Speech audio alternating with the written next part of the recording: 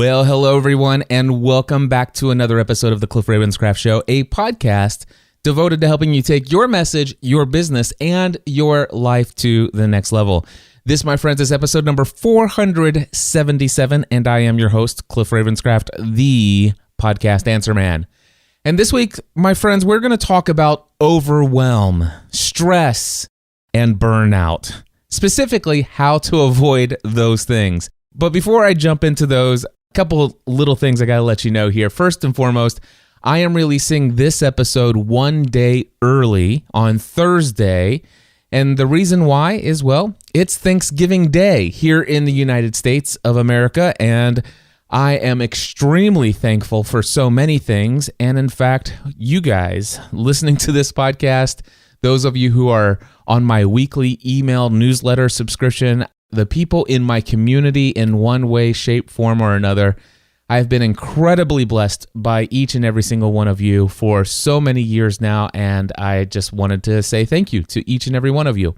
For those of you who are outside of the United States, you may not celebrate Thanksgiving either at the same time as us or even have a Thanksgiving holiday as we do here in the States, but I'm sure that no matter where you are in the world, taking some time out and saying, what am I thankful for could be a good thing. And in fact, it's going to be a part of my strategy, my 5-step strategy for overcoming overwhelm, stress, and burnout. So why this topic? Why now? The reason why is because, well, I have been working with some clients of mine, some one-on-one coaching / mentoring clients, people who are out there looking to develop their online business. They have big goals, big aspirations for creating an online business and transitioning out of the day job.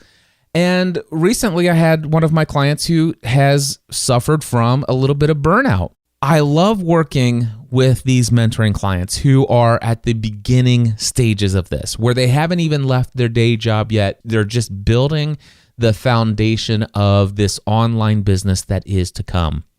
And the reason why I love working with them is because they remind me of just how much overwhelm, stress, and potential burnout is involved in the process. I experienced a ton of overwhelm, a ton of stress, and a ton of burnout over the years. I would say overwhelm and stress was a pretty consistent thing for the first 2 years.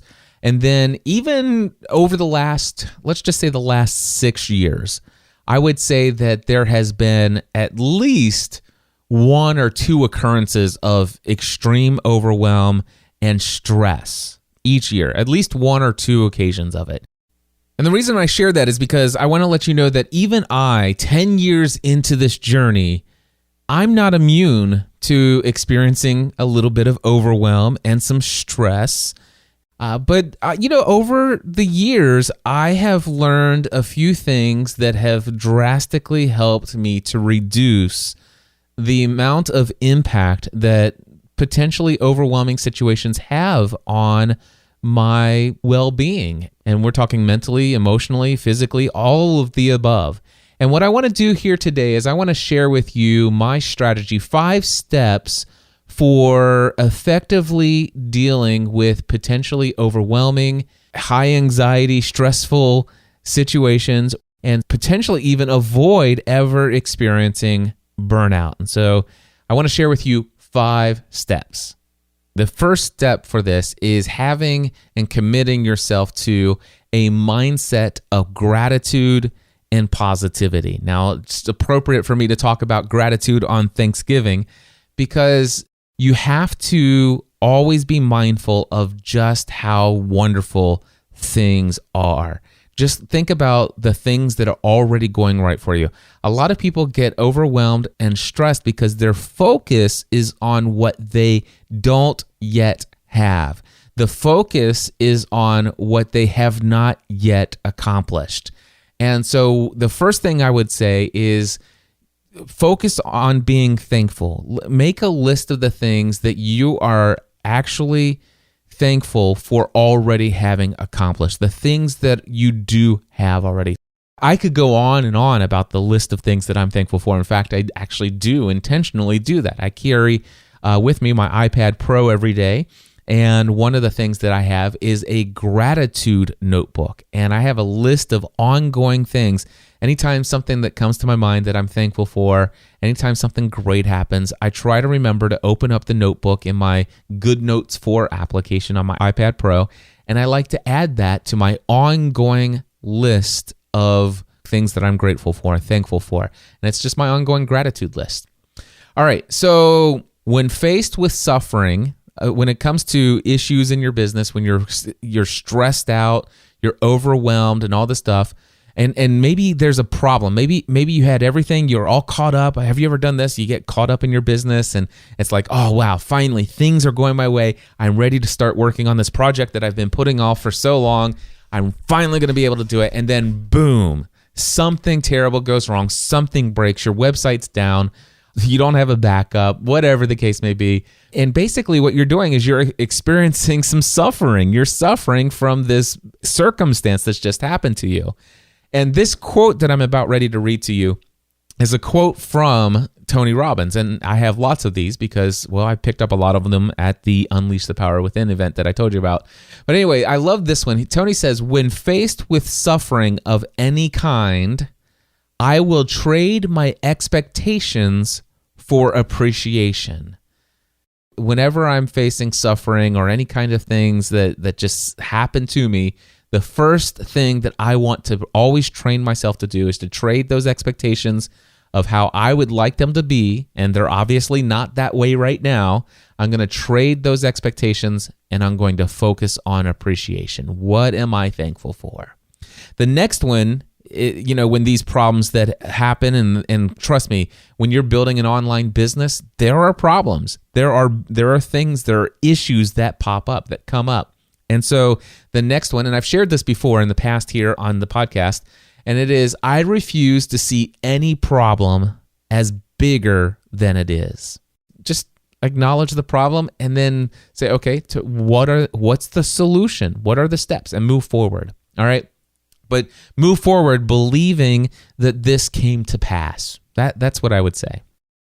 All right, and then the last thing I will say here is that, and this goes again for this mindset of gratitude and positivity, God has a purpose for my life and is constantly working behind the scenes on my behalf. And that's something I truly believe in. And I know not everybody out there is a person of faith, and that's perfectly fine, but I am. I am one of those people who do believe in Jesus. I'm not the same kind of Christian as the average, ordinary, everyday Christian that many people think of, but I believe God is in a one-on-one relationship with me, and I believe that I am favored. I believe that I am loved. I believe that in His sight, I am blameless, pure, and holy, not because of anything that I've done, but because He's done it for me.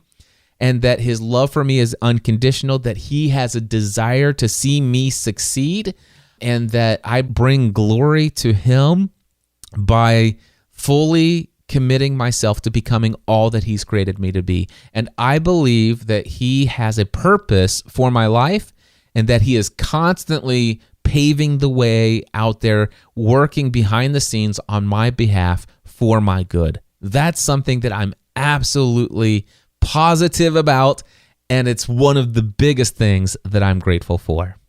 All right, so that's step number 1. Step number 2 is ongoing prioritization. Here's what I noticed with a lot of folks, and especially with an individual client that I'm working with. There's this list of things that are consistently, and it's a growing list of projects that need to be accomplished. Now, what I'm going to do real quick is I'm going to pull up my project list. In fact, one of my first things that I want to say about this ongoing prioritization, you may want to do what I've done, potentially. I'm not saying you have to, but I actually created what's called an ongoing projects list. And it's literally just a bullet point list of projects that I need to work on. And some of these are broken, there are certain things under these big categories, but then I actually create a different page, if you will, in my notebook for each of these items that have sub lists. So let me give you an idea of some of the things that I have on my list of things that I would like to accomplish in my business, the things that I want to implement. So first of all, my podcasting A to Z marketing strategy. There's always things there to do to take that to the next level. And in fact, just to give you an idea, one of the things that I'm going to be working on, and potentially this afternoon and maybe even a little bit this weekend if I want, I'm going to update my podcasting A to Z sales page over at podcastingatoz.com. If you haven't seen it for a while, go to podcastingatoz.com. And the thing is this is something that will never be finished as far as I'm concerned. This is something that is consistently going to be modified, tweaked, and optimized, and it's going through an ongoing change process. But this is something that's very important. And the other thing that I have under my A to Z marketing is I want to go through Ray Edwards' Copywriting Academy. I have access to all those materials, and I believe that it's going to definitely help me in the marketing of that course through those sales pages and some of my other materials as well. The next thing that's on my project list is Black Friday sale. Oh, by the way, so there's one thing that I've got to tell you. So that is create a list of ongoing projects, which I'm going through right now with you. The second tip under this ongoing prioritization is that you want to reprioritize this list as often as necessary. Now, what I'm reading to you is I'm actually reading these in the order of priority. So the biggest thing on my list right now, the number one thing that I am going to be focusing on in my business is A to Z marketing. And by the way, prior to today, it was email strategy. How many weeks have you heard me talk about my email strategy? Well, guess what? Email strategy is not done. It's not complete. I haven't completely done everything I want to do with my email strategy. But what you're about ready to find out is it's been moved down to item number 3 now, because the highest priority items in email strategy have been done. Now, A to Z marketing and Black Friday has to actually bump up in the priority list. But anyway, I'm going to continue to go through here just to give you an idea. So my Black Friday sale, email strategy. So I've already done a ton of things on my email strategy. You've heard what all I've done, but there's still things that I want to do. For example, I actually want to create a sales page for my newsletter, a landing page that promotes signing up for my mailing list. I mean, obviously I have my opt-in form in my sidebar. I have opt-in forms at the bottom of each of my posts, thanks to the ConvertKits plugin. But I actually want to create some Facebook ads, and in the Facebook ads, I want to promote people signing up for my mailing list. And then the sales page is going to just really talk about how awesome this email newsletter is. I want to create a sales page. That's something that's on my list. Then I want to change the email signature in my personal email, and then I have Help Scout, which is my support desk. I want to change mine and my assistant's email signatures so that the number one purpose of my email signature and my assistant's email signature is to promote my email newsletter, because that is the beginning of where I want people to start from this point forward. Then I move over to my next item on my list, which is move podcasting A to Z into Kajabi. Taking my existing podcasting course and putting it all into my new Kajabi software, which is going to happen in December of this year. And then after I do that, I am going to cancel my old Ning platform, which is where I did the first 5 podcasting A to Z sessions out of. And I've already notified those who have been active in that platform for the last 2 years. I'll put in a process so that I can phase that out, and only after I can add all prior students into the new Kajabi version of the course. Next on my project list is to do the Stripe/QuickBooks integration. Since I've created my Stripe account for receiving credit card payments for FreshBooks and my new Kajabi software, I have not had any of that come into QuickBooks yet. I know how to do it, I just haven't done it, and that's something I need to do, and something has to be done by tax time. So as time moves on, you'll see that actually moves higher up on my priority list. After that is equipment sales. And then, of course, this is something that has a list of its own as well. And then beyond that is website optimization, another one that has its own sub-list. And so website optimization, new responsive theme redesign. Gosh, this has been on my list of things that I've wanted to do for maybe 3 years now, and I still haven't done it. And it's just not been high enough on the priority. There's been other things to focus on. But here's the thing. I haven't even gotten halfway through the list of potential projects that I desperately want to work on and implement in my business. This list is constantly growing, I am consistently receiving emails and communications from my closest friends, my mentors, my business advisor saying, Cliff, this is something I see that you're missing. You really need to do this. You really should implement this. If you did this, it would change everything. I'm consistently receiving new advice on new things that would definitely help me take everything I'm doing to the next level. But the question is, how do you determine which one to do? And for me personally, I put them all on a list. If I want to do them, I put them all on this list, this ongoing list that I will consistently prioritize and reprioritize. But then you have all of these things, and chances are that if you look at the top 10 projects on your list, they're like, okay, they're all super important. So what do you do? Well, that's step number 3. Choose one thing to focus on and say no to all the other projects on the list, except for ongoing maintenance. All right, so let me give you some ideas of things that are ongoing maintenance. So on my project list, I don't have create content for the email newsletter. Now, creating content is ongoing maintenance, and it is a priority. So it's on my schedule every single week. So even though I might be working on my next project, so for example, my next project is updating my A to Z sales page. While I might be working on that, the thing is that if it's Monday afternoon, creating the next newsletter update is a higher priority than anything that's on the ongoing project list. Does that make sense? Because that's maintenance. But the idea here is when it comes to your project list, you have your ongoing weekly committed maintenance items that you're always doing, right? Or some of them are monthly that pull up monthly.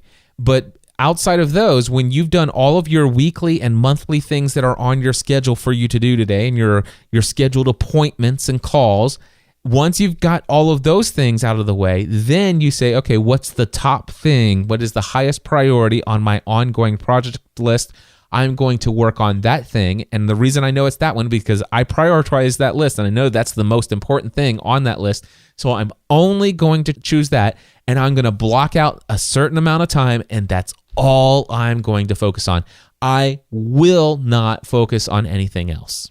And by the way, sometimes, guess what? Sometimes you may have a project that just becomes an ultimate priority and you may need to actually say no to some of your regular, normal, ongoing maintenance things. Sometimes this has meant, hey, you know what? For the next week, I'm not answering any email. I'll go to my assistant, Andrea, and I say, Andrea, do me a favor. I need you to be as diplomatic as you normally would be.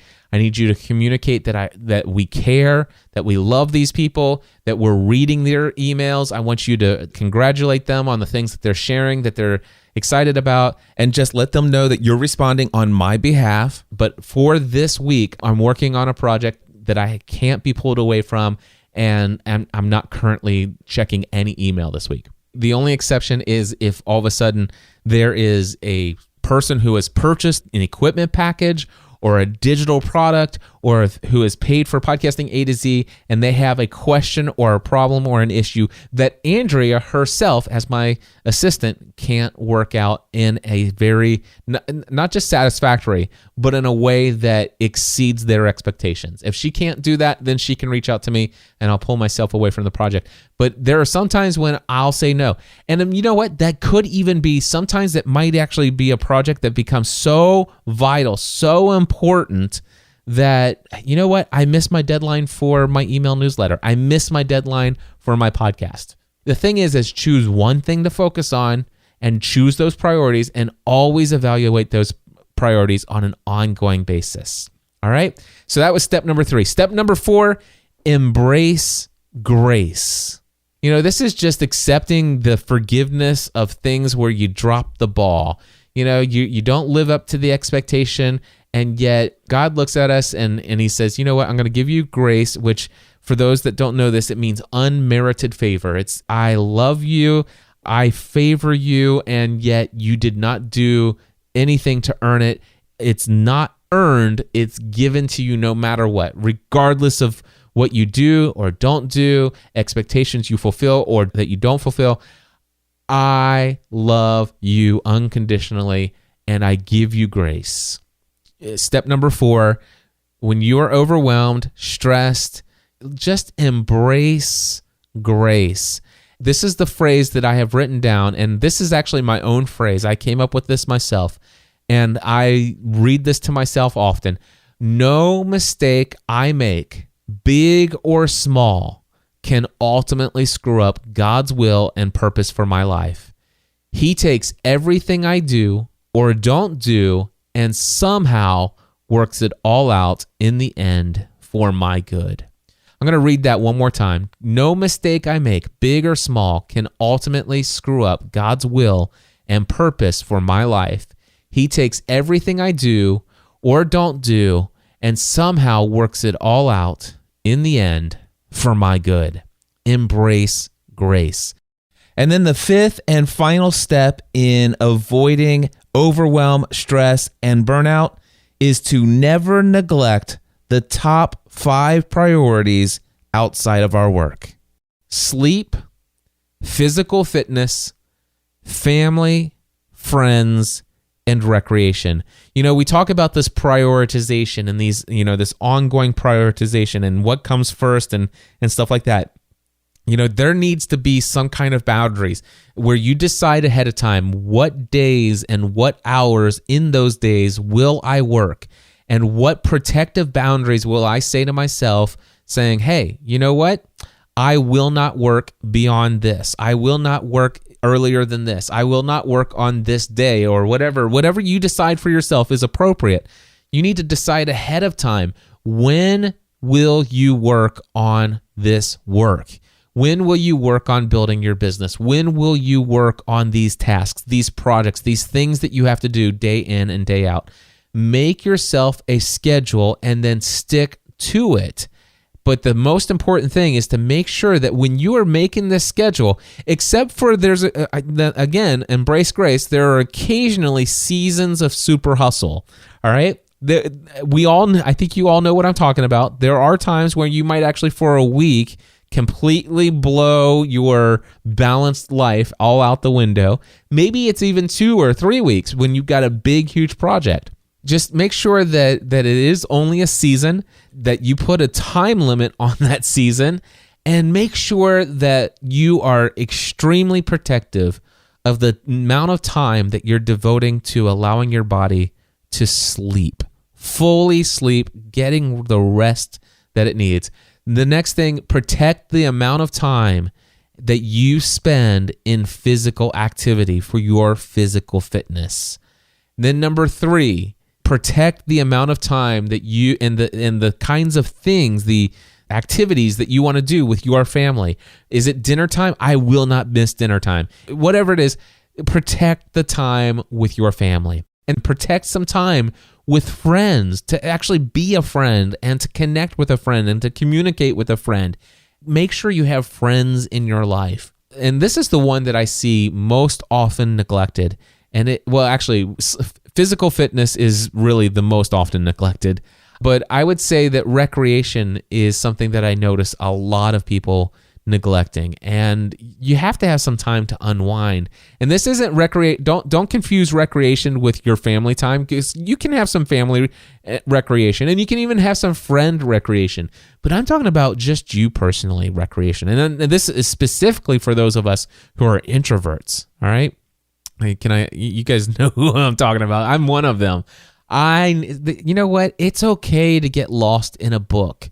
It's okay to go and binge a TV series. Forget what those other online gurus and mentors who tell you what a waste of your life it is to actually sit there and watch something on Netflix, making you feel guilty because you didn't do whatever.